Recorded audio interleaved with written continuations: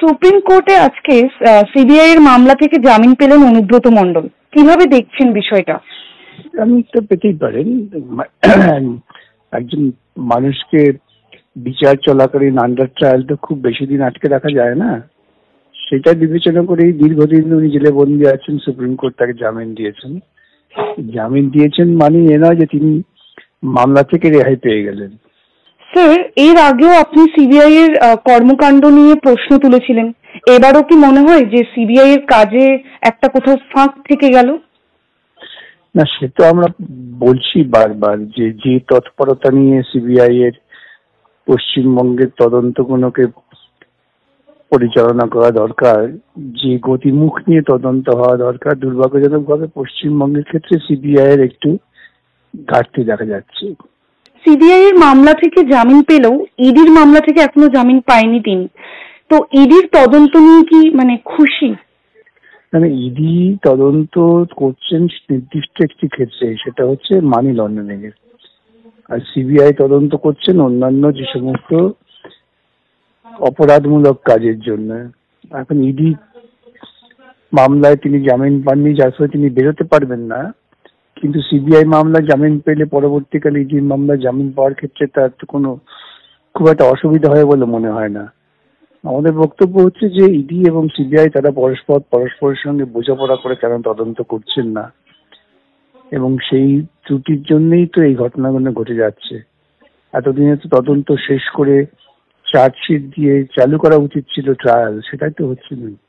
Sir, কাল আদালতে জামিনের জন্য কেঁদে ফেলেছেন মানিক ভট্টাচার্য। মানিক বাবু যার তার দুর্নীতির গভীরতা অনেক ব্যাপক। আজকে তো সবাই, তার সমস্ত সহকর্মীরাই তো মানিক বাবুর দিকে আঙুল তুলছেন যে তিনি সমস্ত অপকর্ম করেছেন। মানিক বাবুর উচিত সত্য প্রকাশ করে নিজেকে প্রমাণ করা যায় তিনি ব্যক্তিগত স্বার্থে করেননি, তিনি রাজনৈতিক দলের স্বার্থে করেছেন বা কার নির্দেশে করেছেন। যতক্ষণ না এই সত্য কথাগুলো বলছেন ততক্ষণ তাকে তো হেফাজতে থেকে তদন্ত চালাতেই হবে। স্যার, কাল বিচারপতি অমৃতা সিনহা নির্দেশ দিয়েছেন টেটের অ্যান্সার শিট প্রকাশ করতে হবে, কিন্তু পর্ষদ জানিয়েছে তাদের কাছে সব অ্যান্সারের কপি নেই। এটা একটা বেশ জটিলতার সৃষ্টি হয়েছে। বিষয়টা যদি একটু বিশ্লেষণ করতেন। পর্ষদ তারা গোটা এই নির্ণয় প্রক্রিয়াটাই, শিক্ষকদের ঠিক করার যে প্রক্রিয়া, সেই প্রক্রিয়াটাই তারা দুর্নীতিগ্রস্ত করেছেন। এখন তাদেরই বলতে হবে সত্য কথা যে দুর্নীতিটা কোথা থেকে হলো, কেন হলো। আজকে তারা আমাদের কাছে উত্তরপত্র নেই এই বলে তো রেহাই পাবেন না। আইনত তো তাদেরই উত্তরপত্র রাখার দায়িত্ব। আইনি সংস্থাকে যথেষ্ট দায়িত্ব নিয়ে আইন অনুযায়ী কাজ করতে হয়। সেই কাজটা যদি তারা না করে থাকেন, তারা তো দায়িত্ব থেকে এবং দায়িত্ব থাকাকালীন যে অপরাধ হয়েছে সেই অপরাধ থেকে নিজেদের মুক্ত করতে পারবেন না।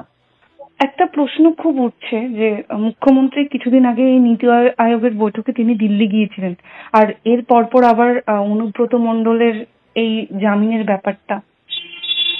না, এর সঙ্গে কোনো সম্পর্ক নেই। নীতি আয়োগের মিটিং এ গিয়েছিলেন, সেদিন নাটক করে চলে এসছেন, তার সঙ্গে এই জামিনের কোনো সম্পর্ক নেই। জামিনটা আদালত দিয়েছেন, সুপ্রিম কোর্ট সমস্ত তথ্য বিচার করে।